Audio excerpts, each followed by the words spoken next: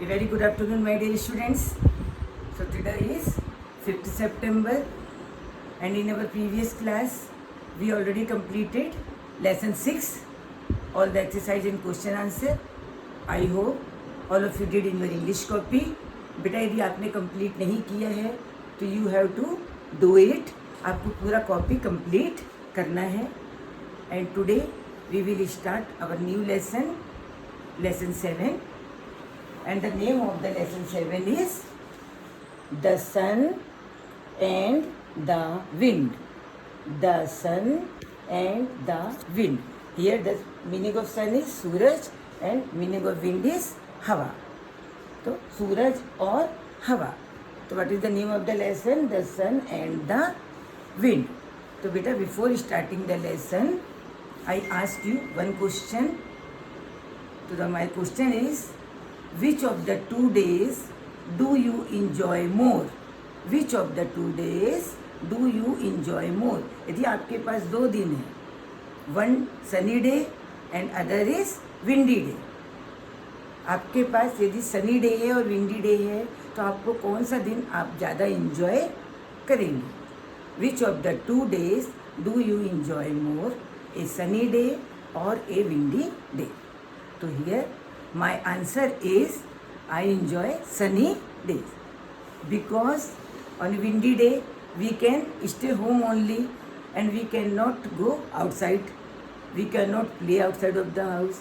But on a sunny day we can go somewhere, we can play on the ground, we can play at home also. So sunny day is more enjoyable. So beta open your book and take page number 106. First I will explain the hard word and the meaning. So open your book and take page 106. All of you open your book, beta. Here are some words given and their meaning also. Open your book. Lesson 7, the sun and the wind. The first word is autumn. Autumn क्या है बेटा? Season है, मौसम का नाम है, बसंत ऋतु. तो autumn means the season after summer and before winter. Before means पहले, विंटर मीन्स ठंड के पहले. जो सीजन, जो मौसम ठंड के पहले आता है और एकदम आफ्टर समर आता है, गर्मी के बाद. समर मतलब गर्मी. जो सीजन गर्मी के बाद और ठंड के पहले आता है उसको हम ऑटम सीजन बोलते हैं. Second one, tiff. Tiff means a small fight. थोड़ी सी गर्मा गर्मी, थोड़ी सी बहस हो जाती है जब हमारी किसी फ्रेंड के साथ, तो हम उसको बोलते हैं tiff. Then strength. What is the spelling of strength? STRENGTH. Strength means Hindi meaning ताकत. Strength मतलब ताकत. And tiff means बहस. And strength means ताकत. तो English meaning is power to do things. Power means ताकत, कुछ काम करने के लिए ताकत. Then contest. CONTEST. Contest. And meaning of contest is a competition. Meaning of contest is competition. Then remove. REMOVE. Remove. Remove means to take away. Remove means to take away. Remove मतलब किसी चीज़ को दूर करना, किसी चीज़ को हटा देना, remove कर देना. टाइटली. टाइटली मतलब जोर से पकड़ना. Tightly means strongly. स्ट्रांगली मतलब बहुत ताकत से, अच्छे से पकड़ना. Unbutton. Unbutton means to open the buttons. To open the buttons. जो हमारे शर्ट में बटन्स लगी रहती है ना, जब हम उसको खोलते हैं तब हम उसको बोलते हैं unbutton. And last word is gentleness. Last word is gentleness. Gentleness मतलब सीधा. तो here the meaning is being kind. दया करना, सीधा. Gentleness means being kind. Once again I repeat the meaning. Autumn. Autumn means the season after summer and before winter. Second word, tiff. Tiff means a small fight. Then strength. Strength means power to do things. then contest means a competition, then remove means to take away, then tightly means strongly, then unbutton means to open the buttons. Last word is gentleness means being kind. So beta, today I will give the homework to write these meanings in your classwork copy, and if you have any problem, यदि आपको कोई problem है classwork copy में लिखने में या mummy जिस copy में पढ़ाती उसमें लिखने में यदि आपको कोई प्रॉब्लम है तो you have to write this word and meaning in your English 4-line copy. This is the homework for today.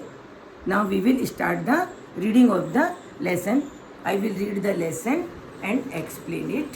To take page number, open your book and take lesson number 7.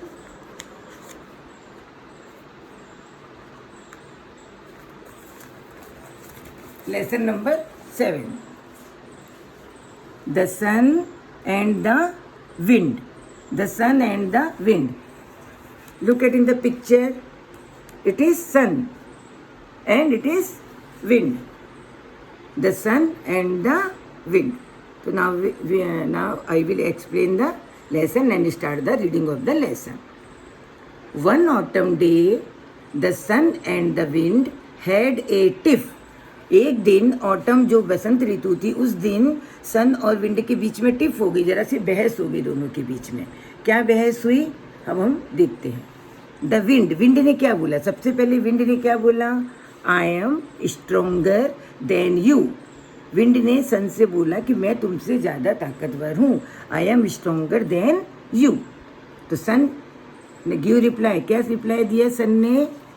No you are not. नहीं, तुम ताकतवर नहीं हो. Then the wind ने क्या reply किया? You have to prove it. तो तुम ये सिद्ध करके बताओ. उसने बोला कि तुम मुझे करके दिखाओ, मैं कैसे मानूं, पहले तुम बताओ मुझे करके. The sun. Okay we shall have a contest.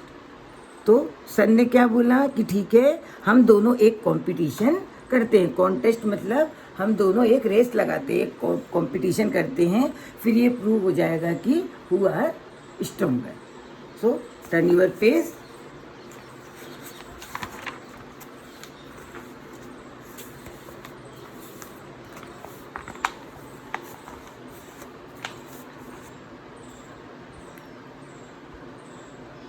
Far below a man was walking down the road.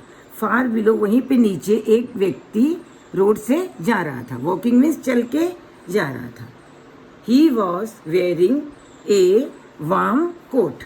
उसने एक गरम कोट पहना हुआ था. वार्म मतलब गरम, उसको ठंड लग रही थी इसलिए उसने वेयरिंग मीन्स पहना हुआ था. मैन ने क्या पहना हुआ था? Warm coat. एक कोट गरम पहना हुआ था. The sun. तब सन ने क्या बोला?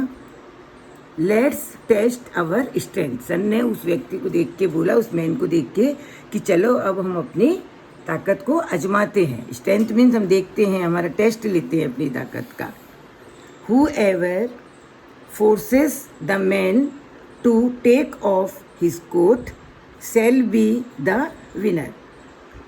जो भी उसको अपनी ताकत से मैन, जिसकी ताकत से भी मैन वो कोट को उतार देगा. विंड की ताकत से उतारेगा तो विंड जीतेगा और सन की ताकत से उतारेगा तो सन जीतेगा. तो उसने बोला हम देखते हैं कि उसका कोट कौन उतारेगा. पहले कोट किसके उससे वो उतारेगा. मैन वो विनर हो जाएगा. विनर मतलब वो कॉन्टेस्ट जीत जाएगा. The wind agreed. विंड उस कॉन्टेस्ट के लिए तैयार हो गया.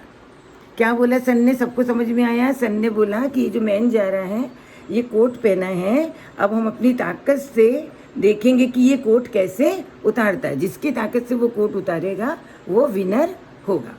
तो बेटा टुडे इट इज़ इनफ.